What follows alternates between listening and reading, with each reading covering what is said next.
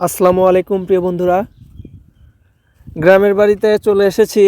তো ক্রিকেট মাঠে আসলাম। দেখেন কত বড় আমাদের ক্রিকেট মাঠ। আসলে এই সময় ধান কাটা হয়েছে, যার কারণে পুরো জমি সবগুলোই ফাঁকা। তো পুরোটাই আমাদের ক্রিকেট মাঠ, বাউন্ডারি দেওয়া আছে অবশ্য।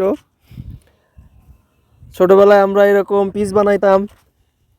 ধানের জমিতে যখন ধান কাটা শেষ হইতো তখন এইভাবে আমরা পিচ বানাইতাম। তো এখানেও পিচ বানাইছে।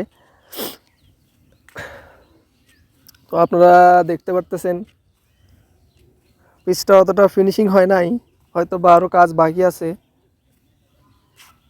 তো আমি আপনাদেরকে আশেপাশের ভিউটা দেখাইতেছি। এত প্রচণ্ড শীতের মধ্যে আজকে এত সুন্দর রোদ উঠছে।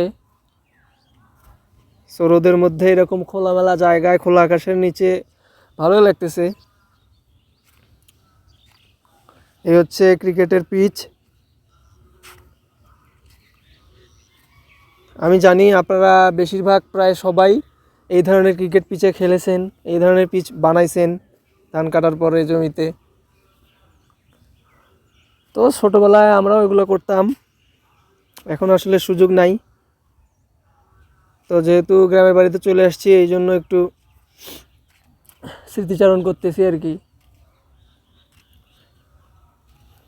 আমাদের ক্রিকেট পিচ এবং মাঠ দেখেন।